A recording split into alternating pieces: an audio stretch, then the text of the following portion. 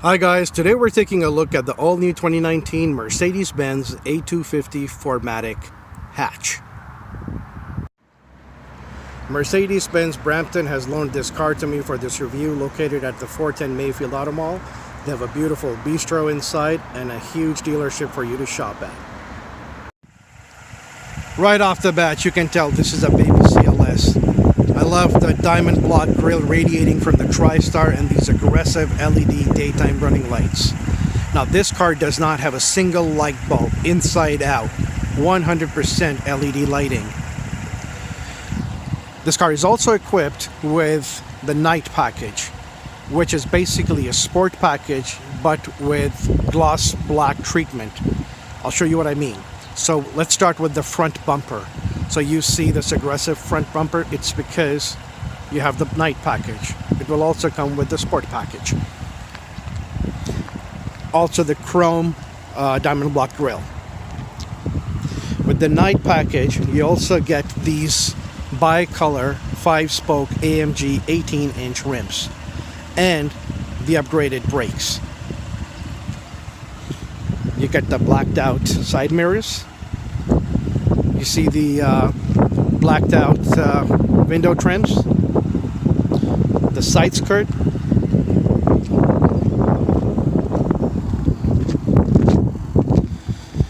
the under valance, the rear valance, dual exhaust. The exhaust is actually, the real exhaust system is actually behind the bumpers. These are just for show, but they do look nice. Now let's take a look at the hatch. Let's see how much space there is. Unfortunately, it's not powered at any price. It's just not offered. It's a spacious trunk. It's not huge, but it's good enough. You will have absolutely no problem making those Costco trips.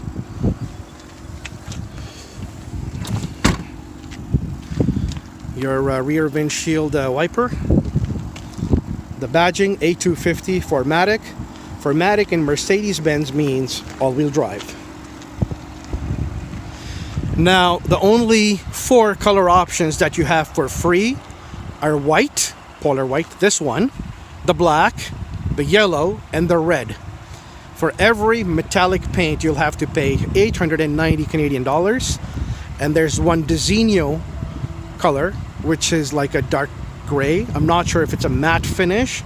It possibly would be, could be, I don't know. But that is a $2,500 paint option. So this was an exterior walk around. Now let's hop inside and see what it looks like. So the car is locked. As you can see, it has auto folding mirrors. All you have to do is just walk up to the car, grab the handle, and the mirrors will unfold. So they have sensors in here. You just touch them and the car unlocks. To lock it back, you just touch anywhere in this white section here, not too far obviously, just in about these 2-3 inches section, you touch and it unlocks. So if I touch it, okay, so this is only for locking. For unlocking, you have to grab the handle and it unlocks. You see the Alcantara inserts with red stitching. This is because you have the night package. You'll also get it with the sport package. Like I said, the sport and the night package are almost identical, with the only exception that with the night package, you get the blacked out treatment. You get the sport seats. The outside of the seats is Artico, which is Mercedes-Benz for man-made leather, and Alcantara seats with red stitching. You also see red stitching on the center console.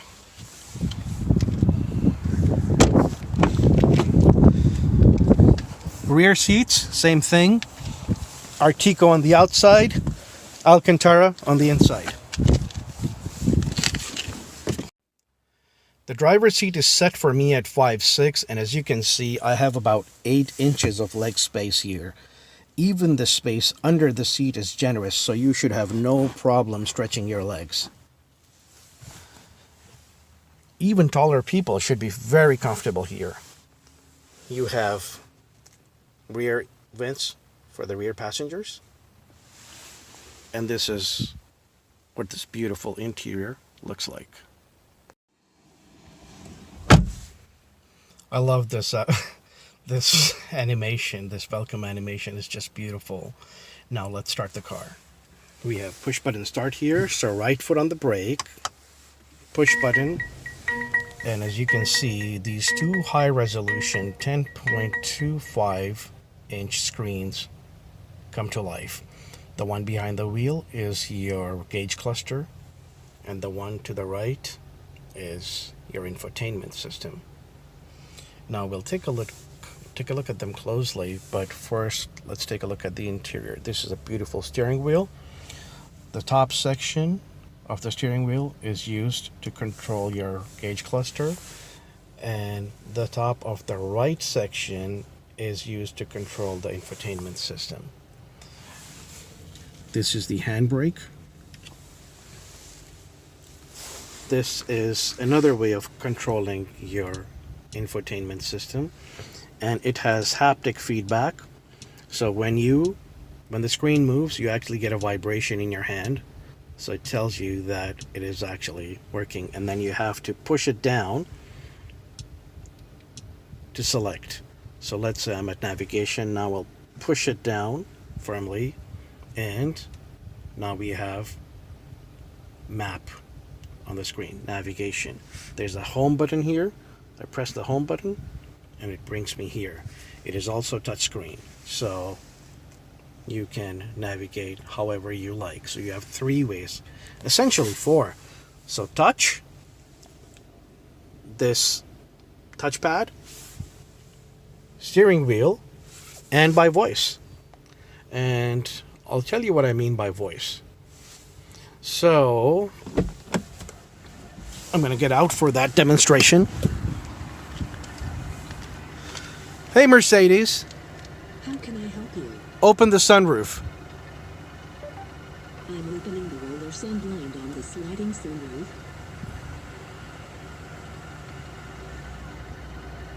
Hey Mercedes. How can I help you? Close the sunroof. I'm closing the roller sun blind on the sliding sunroof. There is nothing on the market today that comes even remotely close to what this interior looks like. Generally, when car makers make an entry-level vehicle, you have to make some sacrifices. Not here. This interior is first-rate. The fit and finish is immaculate. This is a Mercedes-Benz through and through.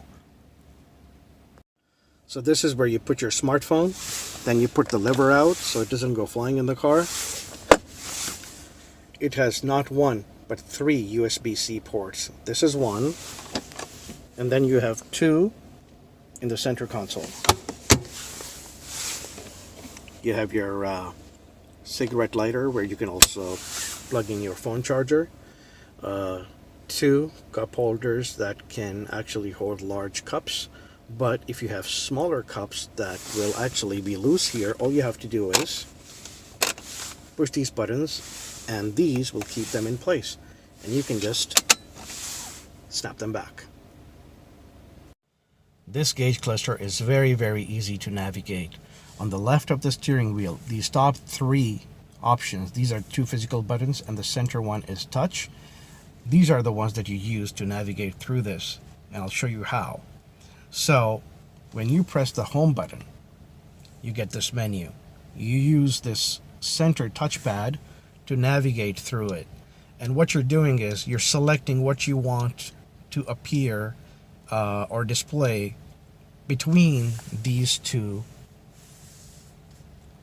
clusters. So let's say you want trip information. Now you have this. All you have to do is just press it down, push it, and you'll get this trip information now. And then all you have to do is just go up and down to go through the various options you have there. If you all the way down, you'll get full screen. If you push it down, now it becomes full screen. And you can navigate this too. To go back, just press back button, and now you get this. If I push home again and say navigation, now I'll get map in the middle, again using the center button. If I go up and down, it will give me the options within navigation. Now, if I swipe left, now as you can see, this tachometer, the speedometer is highlighted. All I have to do is just go up and down, and it will start changing what appears there. So you select whatever you want. Same thing. You swipe it to the left, you bring it here, and then you start swiping down or up to go back, and you can just select whatever you want. Like I said, it's highly customizable. So let's say we go back to the tachometer here, and we go back to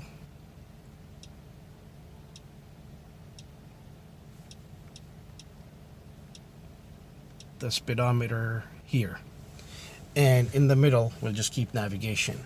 Now if I bring it here in the middle, as you can see, again I have the option to make it full screen, and now I have a full screen map. To go back, I just do this. Now if I want to change how the cluster looks like, again, I use the home button. I come here, design. If I want to select sport, just push, and now it changes. You press home again, it brings you here. You select designs, and you say progressive, and it changes to this. So really, you can configure it however you want. I like the classic look, so I'm just going to go back and change it to classic. And in the middle, I'm going to bring the navigation. This is the setup I like. Like I said, it's pretty straightforward. It also supports Android Auto and Apple CarPlay, and I've already demonstrated how you can use the name of the car. I'm not going to say it because it's going to trigger it. Or you can also use this button right here on the steering wheel to activate it, and then you can say whatever you want, like, find nearest gas station, or find nearest coffee shop, or you can even say I'm hungry, and it will start looking for restaurants nearby. So these are the gorgeous air vents, and you have climate controls at the bottom. I think it's time for a test drive.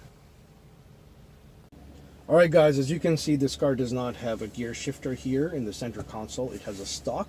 So the way it operates is you put your foot on the brake, you push it all the way down, and it goes to drive. You push it all the way up, and it goes to reverse. And then using this touchpad or touch screen, you can change the view of the rear view camera, and then you push it. There's a button on the side. You push it to park. Now let's drive.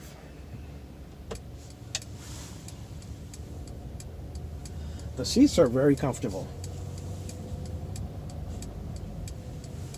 They're nicely bolstered but comfortable. I have seen cars where if you get sports seats, they're not comfortable, at least for my body type. Now we are in sport mode, so let's start off with comfort. And in comfort mode, I can tell you the steering wheel is buttery smooth. I'm not gonna say it's numb or anything, because honestly, when it comes to luxury, the way I look at it is it's smooth.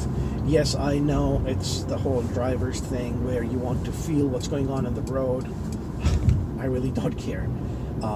I think it's I feel I actually feel bad for the manufacturers who work so hard to make the car nice and smooth and luxurious, and then people say that, oh, it's, you know, nominal, because I think they're speaking as car enthusiasts, and I understand that.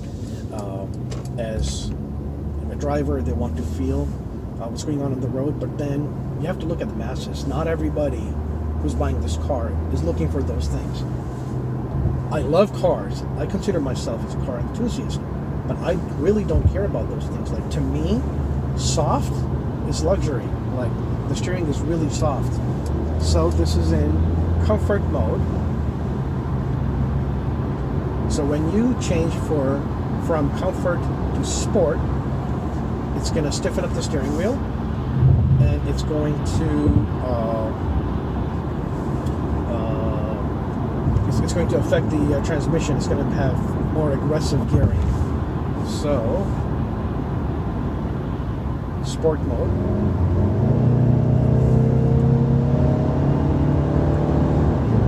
You hear that exhaust note?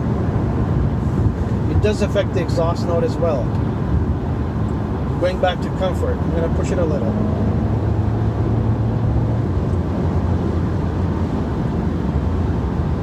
Back to sport. Yes, you hear that burble? Yeah, it does affect the exhaust as well. And you know what? 2-liter 4-cylinder engine, 221 horsepower, 258 pound-feet of torque is plenty to move this car. I have absolutely no complaints. The car feels solid. The car feels planted on the road. We're going around the bend now.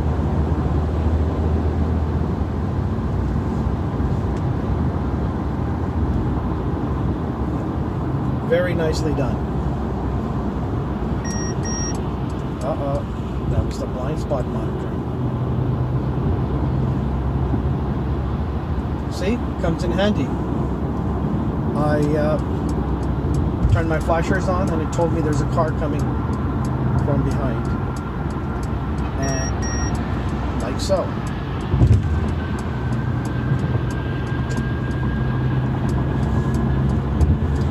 I have this habit of still looking over my shoulder, just for extra measure. I mean, the systems are pretty good, but I just have this habit. Anyways, so coming back to the car. This is not actually the cheapest Mercedes you can buy. So the cheapest would be the A-Class sedan, which starts at $34,990. Then there's the B-Class, which is $35,900. So the B-Class is actually more expensive than the A-Class sedan. And then there's this one, only $90 more than the B-Class, $35,990. I would skip the B and just get this. And then you add $2,000 for the all-wheel drive, 4MATIC. So this one here starts, so the A-Class, A250 hatch, starts at $35,990. With all-wheel drive, it's $37,990. Now, if you know anything about German cars, this can go up really quickly. You start adding options, and it can easily go over $50,000. Whether it's worth spending $50,000 on a hatchback or not is subjective. Because these cars, especially when it comes to luxury brands, they're not logical purchases. Purchase these, whatever. They're not logical choices. They're emotional choices. You don't get them for fuel economy. You don't get them for going from point A to B. You get them because you want them, not because you need them. You get them because they put a smile on your face. So next time somebody says, well, my $20,000 car does exactly what your car does, you ask them, but does it put a smile on your face every time you look at it, even when it's parked? That's what you're paying for. That's what I firmly believe. And that's how I feel. And that's how you justify all this. Now, the interior is top-notch. There is no flaw here. It's flawless. Truly is.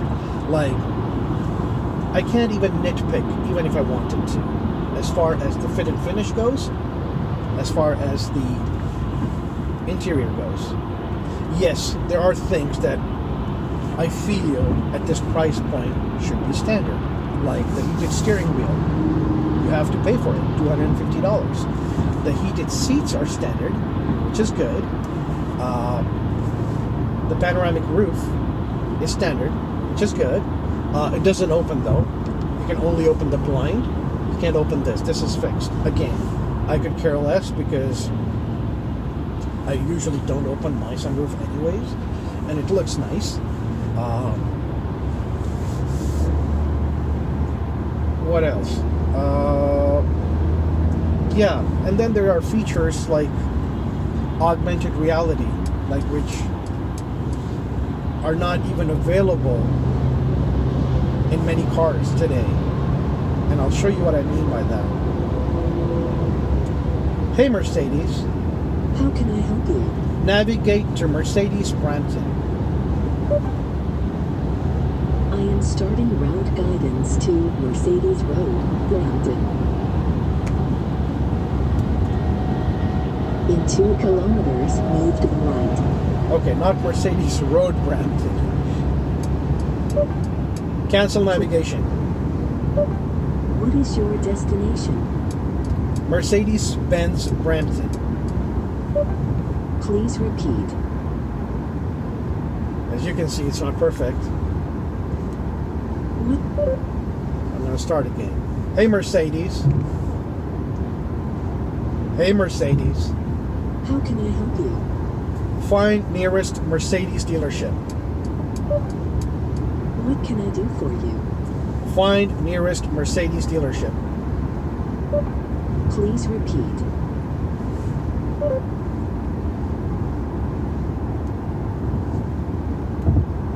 Navigate to the nearest Mercedes dealership. Please repeat. All right. Well, like I said, it's not perfect. I'm going to try it once again. Oh, by the way, there's one more thing. You don't have to say, hey, 400 Mercedes. meters at the end of the road, turn left onto RR15. Anyways, regardless, this is what I wanted to show to you. So, there's a camera in the front, and it's actually displaying what it sees with instructions, with navigation. Hey, Mercedes. How can I help you? What do you want to do? Cancel route. Canceling route guidance. And you don't even have to say, hey. You can just say, Mercedes. Mercedes. How can I help you? Find nearest Mercedes-Benz dealership.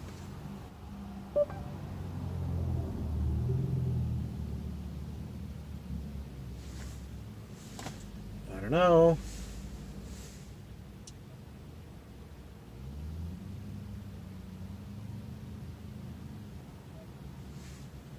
Yeah, there you go. I'm just gonna tap that. The route is being calculated.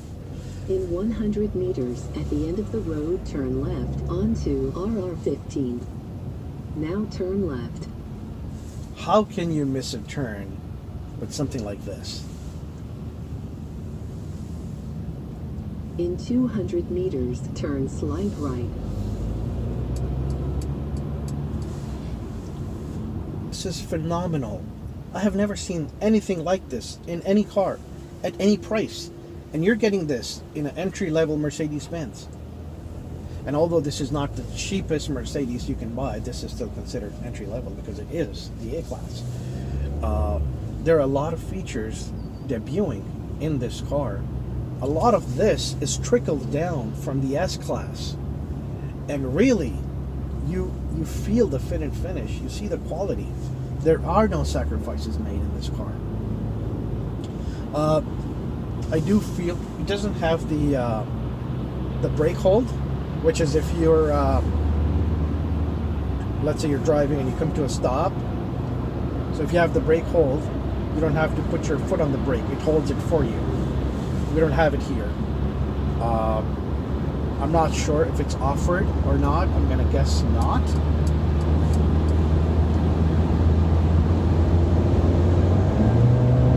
Oh, there you go. Oh yeah. Oh yeah. It's very peppy.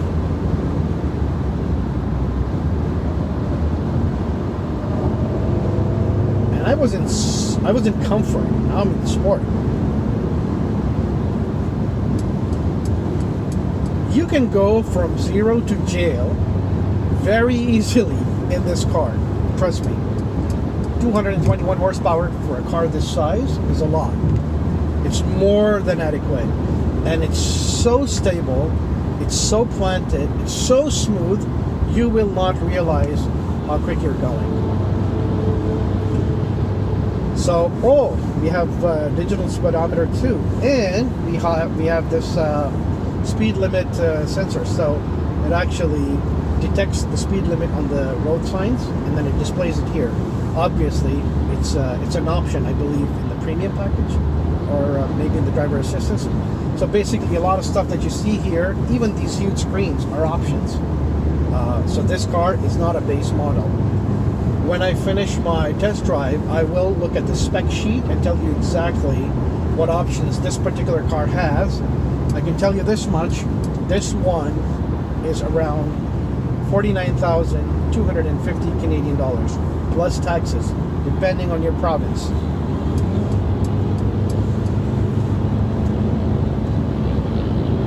It is a hoot to drive.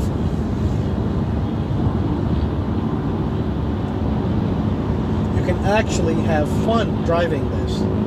I asked the manager, the sales manager at the Mercedes-Benz Brampton dealership, about the 4MATIC and the front-wheel drive version of the sales, like how are they going, and they said like people mostly just buy 4MATIC because here, like, especially when you're buying a luxury car, all-wheel drive is almost essential. In a market like this, where we get a lot of snow, it just makes sense. So I'm not surprised that the most interest they have is in the 4MATIC. So if you want to enter this brand, I'm not going to say the name because it's going to trigger the system, which I'm sure you can defeat. Speaking of defeat, this button right here is to defeat the auto start stop feature, you know, where you come to a stop and the engine turns off. So yeah, you can disable it using this button here. In 2 kilometers, exit to the right. There are no excuses to be made when deciding on an A-Class. You're not sacrificing anything. You want to get associated with this brand, you don't want to spend too much money, and this fits the bill, and you don't need something big. You know what? There's nothing wrong with it. You don't have to justify your choice. You do hear some wind noise at highway speeds, but in city driving, this car is pretty quiet.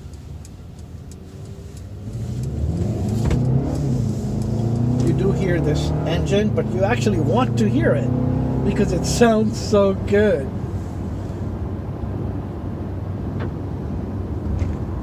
All right, so what's the verdict? It's a solid choice. If you want your entry in this brand and this fits the bill, and you don't want anything big like an E-Class or an S-Class, which costs like 3-4 times as much, this is a solid choice. It drives nicely, it's smooth, It's loaded with technology and features that you would actually get at that price point. A very nicely made vehicle. It has been in Europe for almost 2 decades actually. It just came here. This is the first time it came to North America, to Canada at least.